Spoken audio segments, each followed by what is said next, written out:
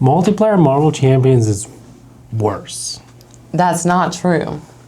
It's messier, it's longer, and half the time you lose because of someone else. Or you win because of someone else. Okay, but that's not skill. That's the point.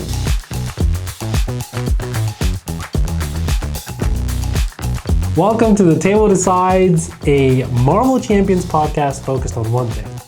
Multiplayer.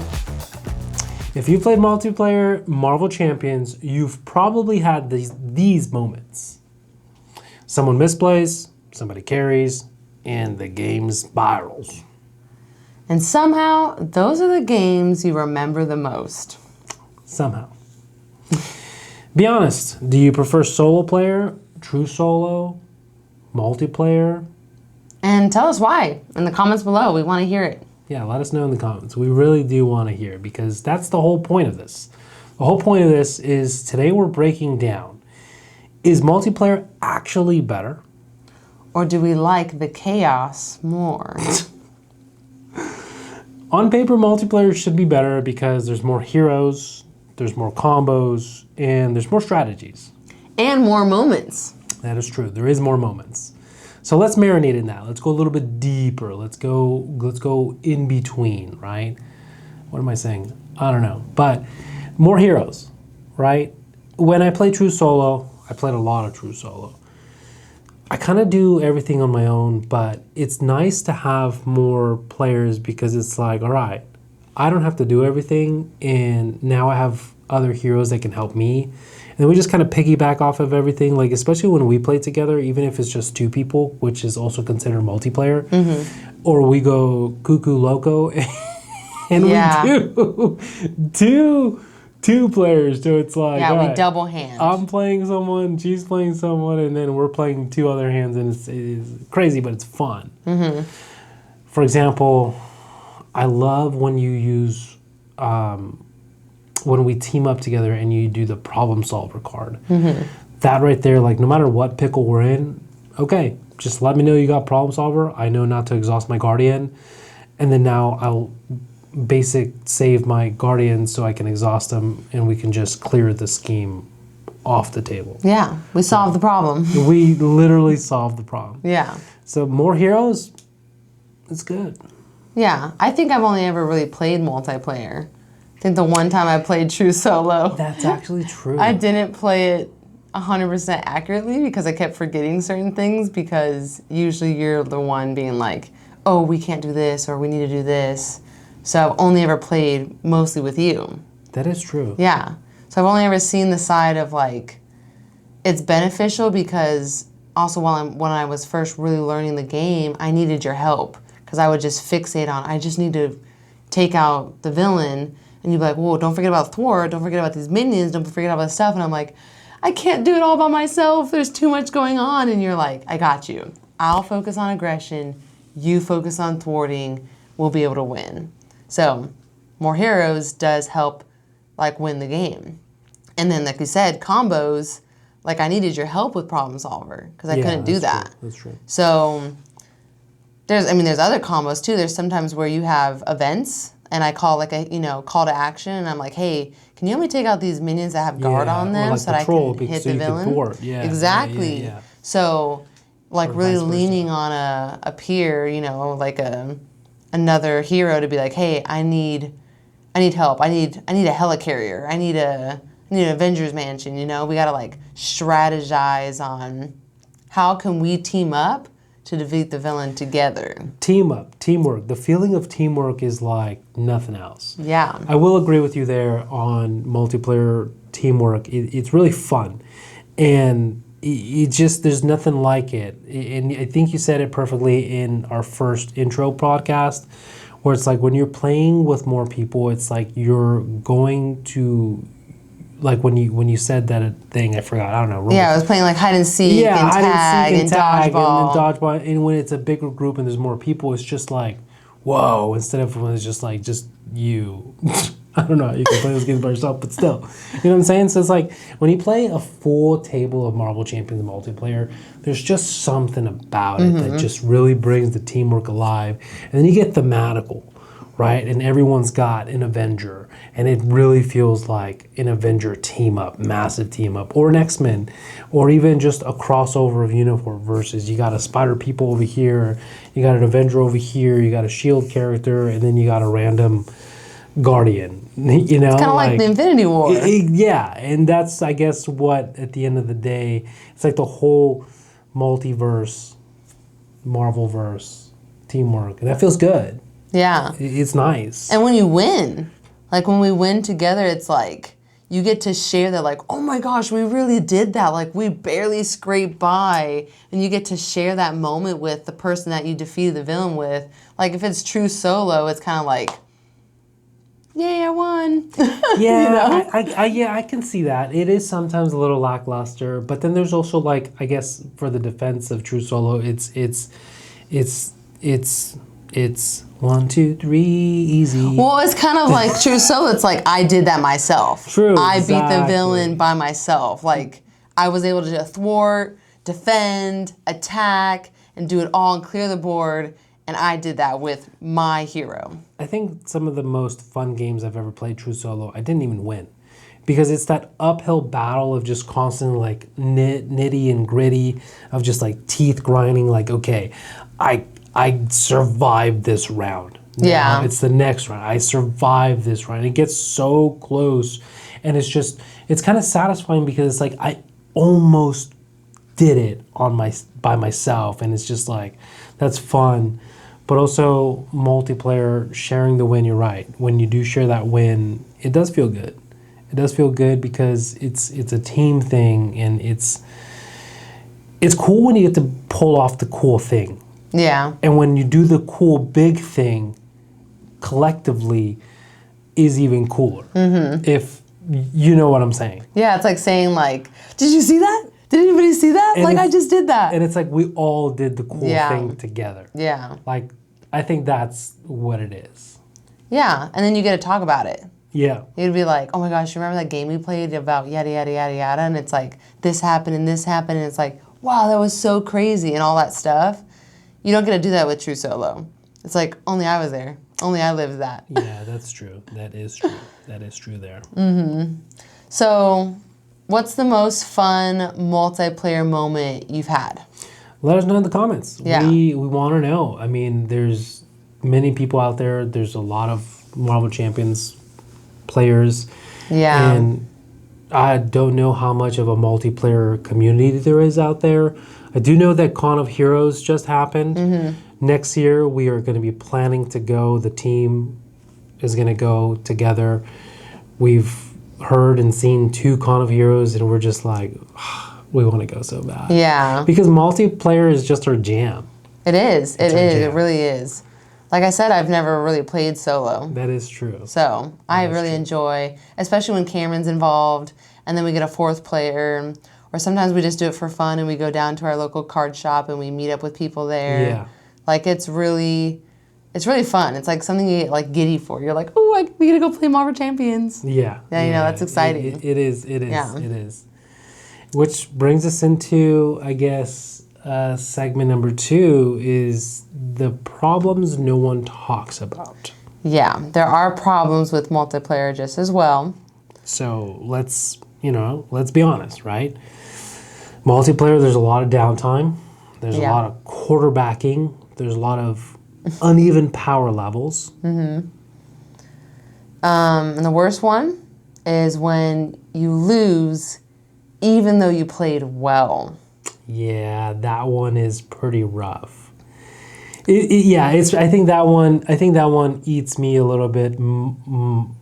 Yeah, that one eats me a little inside a little bit more because it's like I'm trying to win this game and I'm trying to work together with everyone, but then it's like we lost not because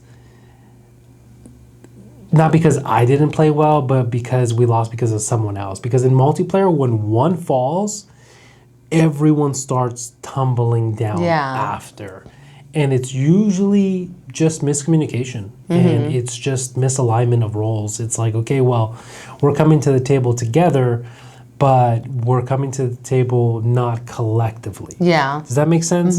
Like, there are 4 pieces of a puzzle that don't connect compared to 4 corner pieces.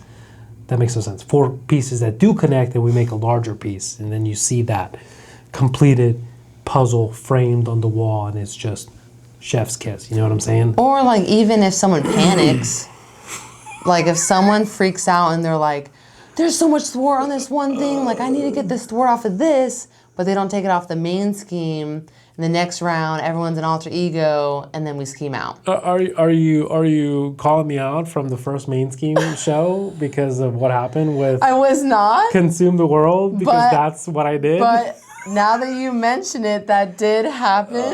And if you haven't seen that episode, please go watch it. I was playing Phoenix. That was the losing point. Consume the World came out, and of course, if you don't know, Consume the World, every time Dark Phoenix schemes against me, Phoenix, the scheme goes on to consume the world, and if it goes over 12, the game ends. It's 12, right? I think it's 12. I'm not sure. I can't remember. And there was 6 on there, and I could either take 6 off of Consume the World or 6 off the main scheme. And Efren was like, take it off Consume the World because if it goes up. It's too close. I was too scared for Yeah, comfort. but I was always in hero. I never flipped. True. So I never went into alter ego, and because I took the 6 off of the Consume the World and not the main scheme, we schemed out. And that's a perfect example of losing when you played well. Yeah, we all were playing really well. I think my next hand was like, I was like, okay, I'm going to do this the next round. We just have to make it to the villain phase. And we didn't make it past the villain phase because we schemed out. Yeah. And I think we had just like hit that 6. Like if we had removed that 6, we pretty much would have gained that 6, but still stayed alive. Yeah, that was so rough. I don't feel like I wasn't saying it because I didn't even think about that, but that happened. So I'm the perfect example in that situation. Yeah, we all played well, but then when you panic, then stuff can go downhill very quickly. Very spiral. Yeah. But I guess going back to like downtime. Downtime is a real thing. Yeah, because I play Scarlet Witch, and when I play her, I will say that I can get a little greedy. I love drawing cards. Who doesn't? Gamers. Who doesn't like just going, you know? And you just keep going, you keep doing new things. And next thing you know, it's been like 15 minutes on my hand, 20 minutes. Maybe it's an exaggeration, but it feels really long. Hey, it does feel long, and then by the time the next person rolls around, they're like, where are we at? Is it the villain phase? What's going on? It's like, no, it's your turn. It's like, I haven't gone yet? I feel like we've been in the hero phase forever, and it's like, yeah, that was my fault. Yeah. So with playing multiple people, it's like, it takes forever to get to your turn. Yeah, because that's just one of your turn. Then there's 3 other people, and it gets to the point where it's like, especially if you're last. Yeah, because then the last person feels like not skip, but the, and this happens a few times. It's happened to me as well, and it's like we're playing a full game. We got 4 people, and I go first. I'm the first player, and I do this big, huge turn. And then it's like, all right, well, that's all I could do. And the table is just like, all right, my turn. And then it gets to the last player, and I'm like, all right, villain phase. And they're like, no, I actually haven't gone yet. So it's like, it takes so long that people get forgotten. That it feels like, yeah. And I think that's sorry, something. Cameron. Yeah, sorry, Cameron. There's a few times I've done that to him. But yeah, there's a lot more downtime. There's a lot more downtime, and I guess we can go a little bit deeper in downtime, right? If the roles aren't solidified and no one really is just doing what they're supposed to do because they don't come to the table with that elevator pitch, with that, hey, this is what my deck does, this is what I'm going to be doing for everyone, then it kind of turns into, hey, I'm just here to play a game, and we're all just going to play our own game together, if that makes any sense. Yeah, like I'm playing my own little world, you are that person, the next person, and it's like, we're supposed to be coming together as a team to defeat this villain, to win, but what are you even doing over there? And that downtime adds up even more because it's like, okay, well, now I'm going to spend 20 minutes thinking about what I'm going to do, doing all these things for the benefit of my side, of my little section here. And then it's like, all right, your turn. It's like, well, I was going to thwart everything. Now there's nothing for me to thwart. I have all these cards in my hand that are thwart cards.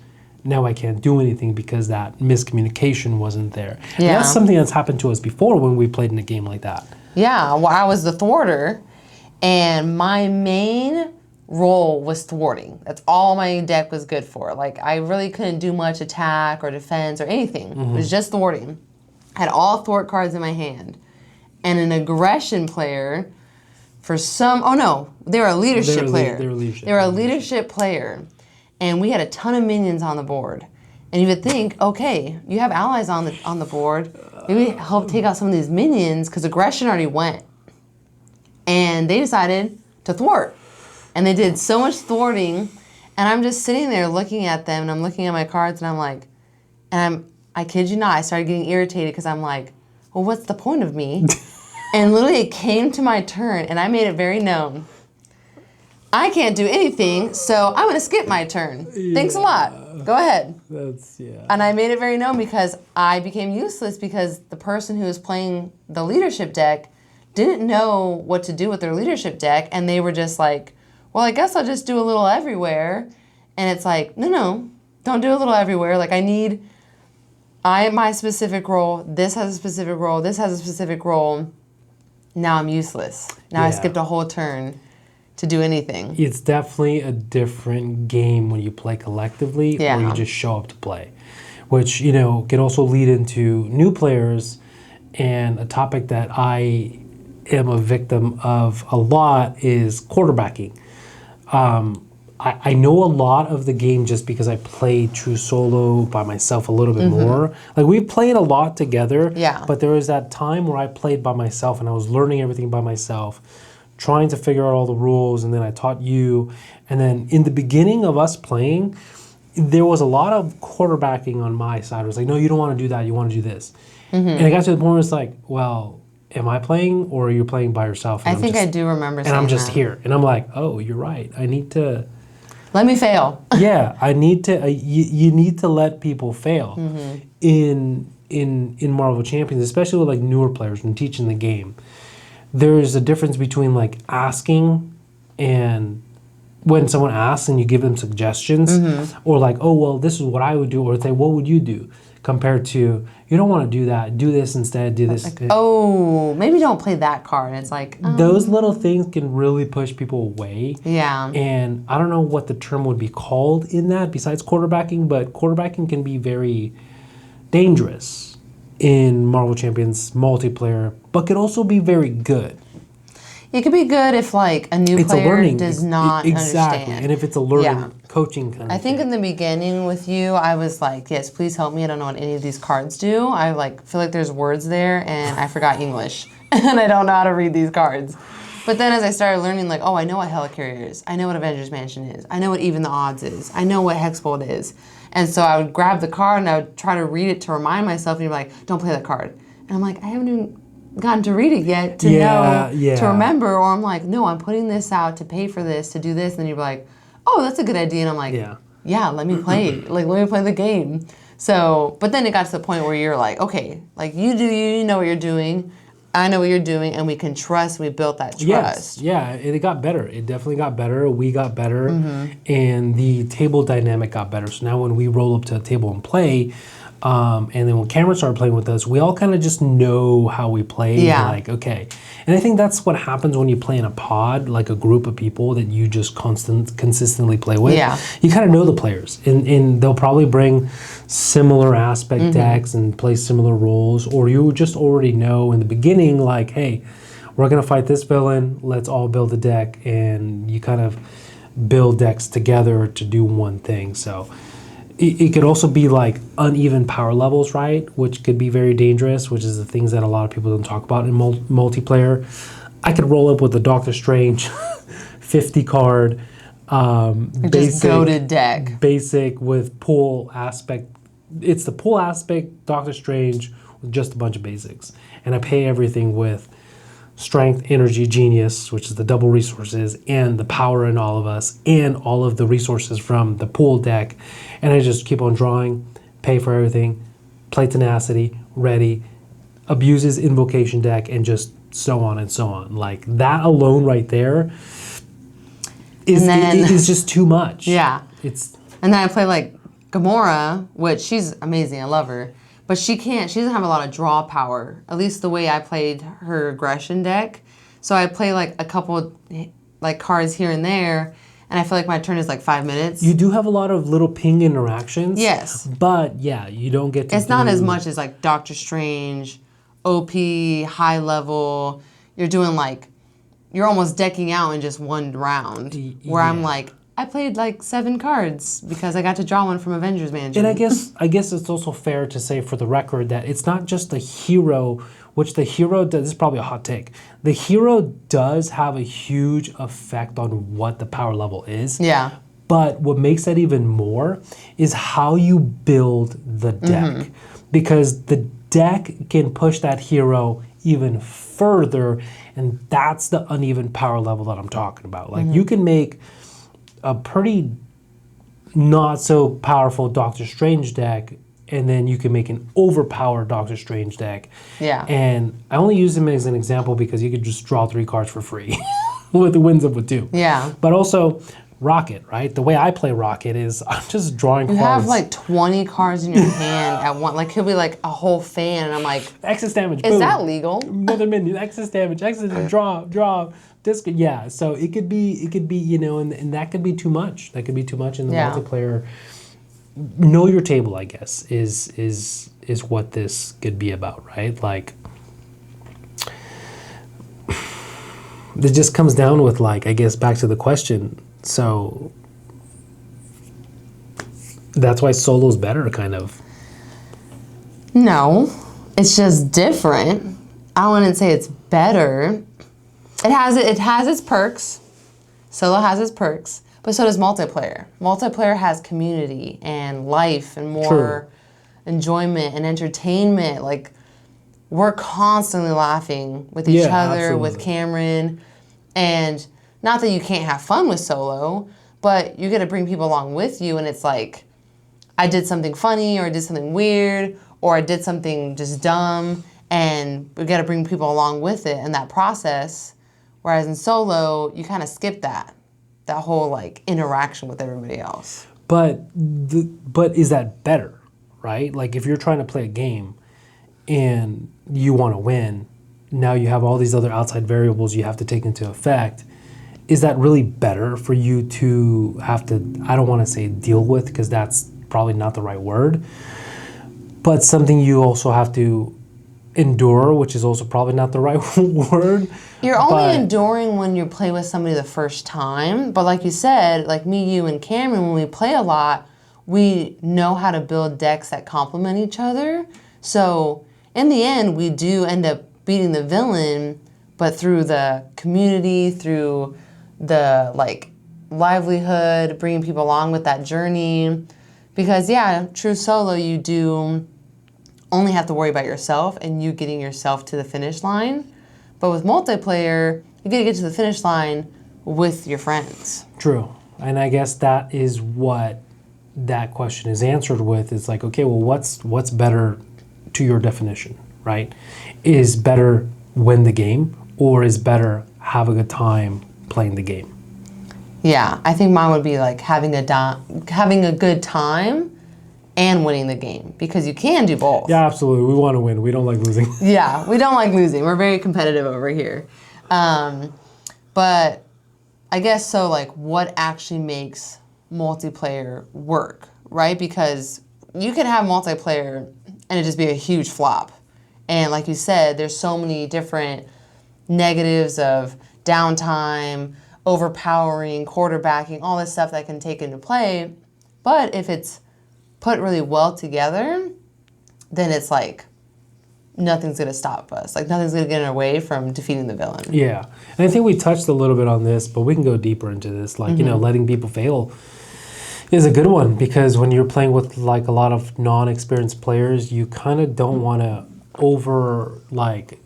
you don't want to over quarterback them, right? Because you don't know how long they're playing, you don't know what their card pool is, the understanding of the game, and expectation, I guess. Just don't go into a game, especially like local card shops, like don't go into a pod and put that pressure of someone having to perform, or not the pressure, but the what's the word I'm looking for? Put the expectation on someone that, okay, I'm expecting them to be here when I'm doing this. I have a full card pool. I have this crazy deck that I built. But it's like, if what's the point of that in playing multiplayer? I could just do that true solo, you know? So I guess that is the letting people fail. It's like, okay, at the end of the game, we're all playing a game. Yeah. And we're all here to have a good time. Yeah.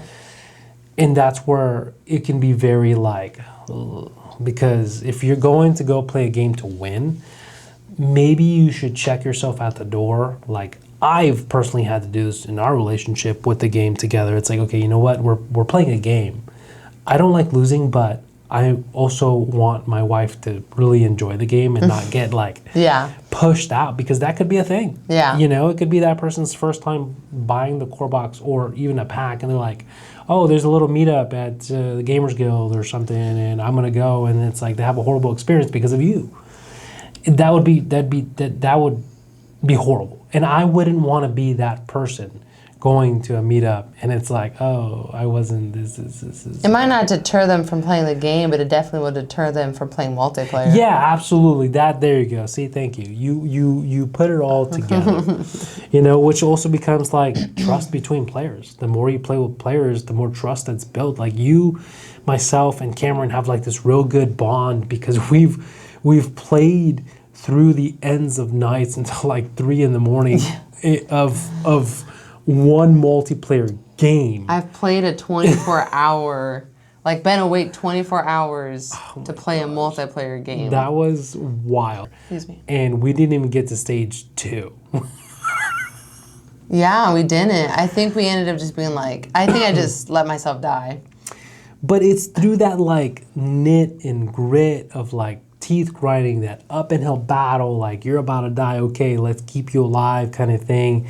Like that part, I will say, is probably like the most fun multiplayer I've ever had, is those like, we're hanging on by a thread, and then, you know, the delusion and the exhaustion from life and playing the game, that mental exhaustion, just like, you know, you start droning out your brain and you're like, okay, it's my turn, you know, and the complexity of your decks makes a big effect into that.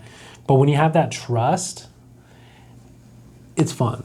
It is good. Yeah. It is good, because it's like, now I don't have to think about, okay, I don't have to thwart or that be my main concern, because I have you. Yeah. And my role, whatever deck I'm playing, I can just focus on that and communicate, okay, well, I know she'll take care of that. If she needs something else, she'll let me know. She'll tell me. Or Cameron, he's very good at like, that's why I love playing with Cameron, because he just supports us. He should play protection. Yeah, honestly, probably. He's always like, I'm going to play leadership. I got some allies here. Also got a helicarrier in Avengers Mansion if anyone needs it next turn. So you want it, you got it. I think we're all pretty good like that too. Like you'll be like, hey, are you going to use that Avengers Mansion? And I'm like looking at my cards thinking, do I need it? And then I'm like, oh no, you can have it. And that's where the trust of like between the players is like really like polished, you know, which also goes into another segment, or like the same thing, which is like the defined roles, right? We talked a little bit about that. You are the defined thwarter in our pod, in our table. I hope pod is like the proper word to say this, but whatever. In our group of players at the table. So that trust in you knowing that role, it's like, okay, I don't have to worry about scheme, thwarts, main scheme, because she's got it. She's playing a deck that does that. And then whatever needs to get filled, we are there because we all know what we do. Like, okay, I need you to take care of my minions so I can take care of the main scheme. Got it? Gotcha. And it's like, okay, well, I need some protection, I need some healing, I need some leadership. Okay, Cameron's got it, you know? Where are the holes missing? Okay, we can help you there. Or the same thing, I'm getting overwhelmed with just too many minions or not pushing enough damage. It's like, all right, guys, we need to do a full out all damage so we can push damage and just really advance to the next stage, the next villain stage. Because sometimes going back, all that downtime just starts to get more downtime because we're just managing the table and not advancing the game stage. Yeah, which I think is something that we always say, like, hey, aggressor, be aggressive. Hey, thwarter, start thwarting. And sometimes we have to remind each other because it's like, I have like 5 minions. You have 3 minions. That one has guards, so we can't even do anything to the villain. Like, what are you doing over there? You're putting out a lot of cards, and I don't see a lot of these minions going away. Like, we're pretty good at looping each other back in and being like, I love that you're setting up all your table and getting all your cards out, but I'm gonna die this next round if you don't help me out here. Or there's a lot of thwart on that main scheme over there. What are we doing over it's here? like, can you use one of your allies? Because you got like 10. Okay, not really, but you got like 4. Can you use one of them to like block from me? Yeah. So I could not be at 3 health for the whole game. So for the most part, that's where you're saying like, when you have that trust, it's not even just like, oh, like they're gonna give me a resource or something. It's also like, hey, I can remind you, and you not take it offensively. Like, I'm getting there. I'm working on it. It's like, no, I need to remind you because I don't know what you're doing over in that little corner, but it's not benefiting the whole table. And like you said, we're not advancing. Yeah. So the biggest thing I think is like, how can we build up new players to get to our level without deterring them, or like you said, having that expectation where it's like, you're coming into this, you should already be at level 10 playing. When they're like, I don't even have the core box, I have Scarlet Witch. That's all I have. And it's like, oh, well, let's teach you. Let's bring you into this world of Marvel Champions because it's amazing whether you play solo or multiplayer. Yeah. And you want to bring them into that. So I think the best multiplayer games aren't perfect. They're the ones where everyone contributes. Now that's a line. Okay. Say that again. That was good. That's good. I think the best multiplayer games aren't perfect.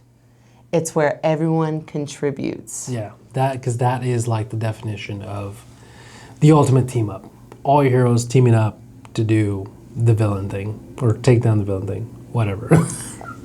So, do you play? I'm going to ask you guys. Do you play with assigned roles or just whatever works? Like, do you show up to the table in your pod and you're like, okay, I'm gonna be doing all the damage.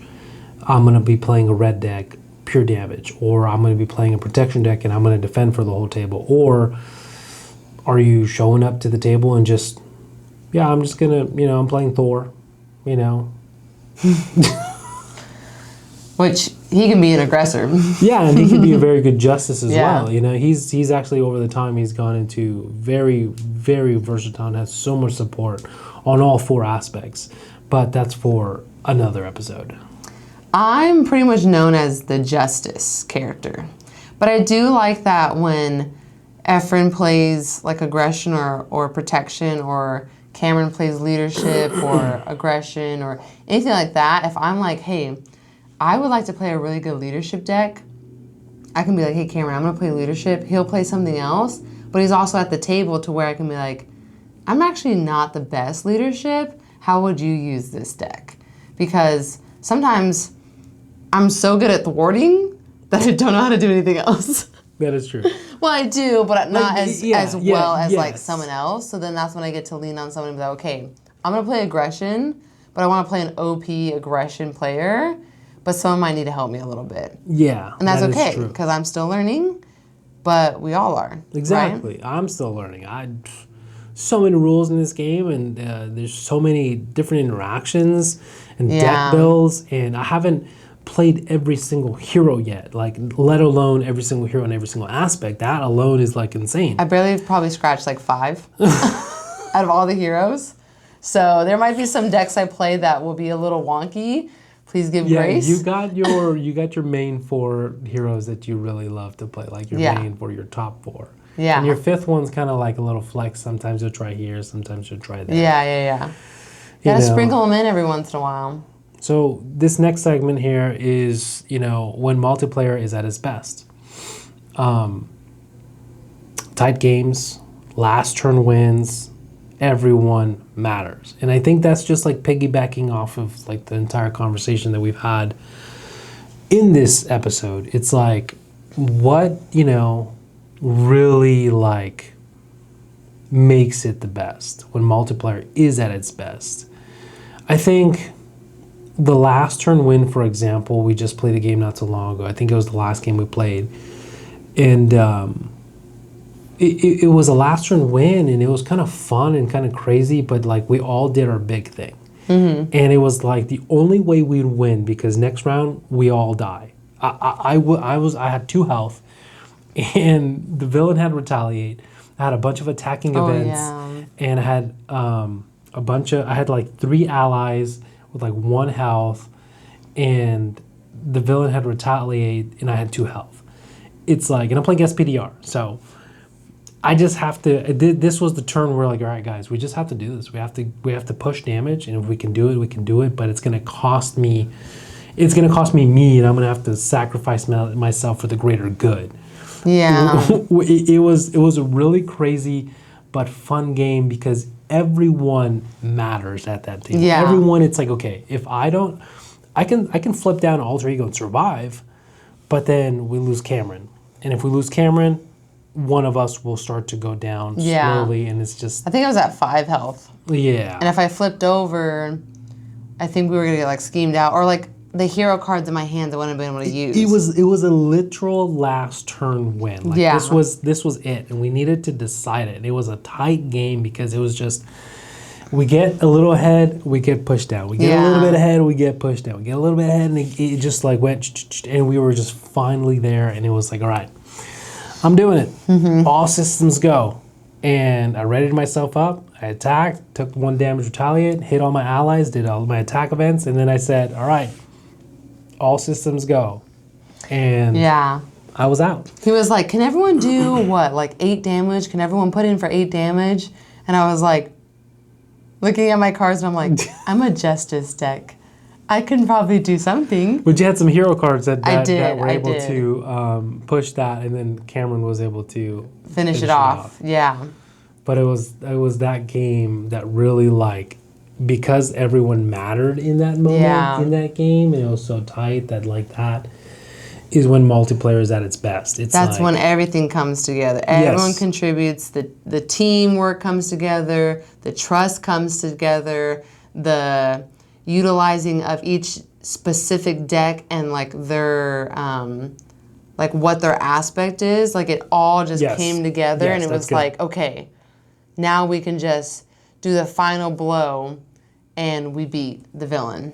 And I think that's the beauty of it. I think that's the beauty of multiplayer, where I will say, I do enjoy a lot of true solo, but the beauty of multiplayer is everyone shows up and with that role, and everyone does their own role together. Not, I'm gonna show up and do whatever. No, it's like, okay, we all collectively build a deck that will support each other, and we can all do our big thing. And it's just funner that way, if that's the proper way of saying it. It's like, okay, you know what? Like, if you're playing a build, okay, that's if I'm playing a build deck, and I go wide, and I just build a bunch of supports and or not allies, but a bunch of things, but you guys are all like pushing me and feeding me cards, then I can get to the suit. I can build my Iron Man faster, and now it's like, okay, let's do this. I'm gonna support you. I'm gonna support you. I'm there. Yeah. Like that feels good. Yeah. Sometimes you just need the support to get all your supports on the table. Like some people are like that. Some heroes are like that. Where yes, that is true. It takes. Sometimes we've played some decks where it's like they're bad. They're not even bad, but they take forever to set up. But when you have like a teammate who can set up really fast, that's like, okay, well now I can push stuff towards you to help you set up. Then yeah, you went like 4 or 5 rounds, but now that everyone's set up, we can just now obliterate the whole field. Yeah, it's like now everyone's set up, we could all give you a helicarrier. We could all give you an Avengers Mansion. Like you're very right on that. And a perfect example is when I play Captain Marvel. And I'll use the commander ability, not for myself, even though I have major gamer greed. I'll give it, okay, who needs an extra card? Who needs that one extra resource to put out their Avengers Mansion, or to put out their symbiote suit, which is the most overrated card, because we don't like that card here, but we love it here. Yeah. But yeah, I think that right there is like really where multiplayer shines. And I'll go a step further. That's where this game, Marvel Champions, really shines and opens up to a different thing, because when everyone comes together and plays the game and they do big things, for example, Plot Convenience is a beautiful pool card that everyone can interact with. They put an aspect there, someone else can grab it. Now I can do a dive bomb because I have flight. And I wasn't an aggression, I was protection. And now I have the ability to do a dive bomb. That is crazy. And it's also fun because now it's like, all right, we're really like going off of each other doing stuff. Yeah. And there's a handful of cards that really do that. And then there's other cards that you really have to dig deep to make them work. But that's where the beauty of multiplayer comes in. Okay. Yeah, 100%. That's when it feels like a team game. And not just people playing next to each other. Yeah. That's good. That's good. That's good. Okay. Yeah. So I still think solo player is cleaner though. It's very linear. It's very clean.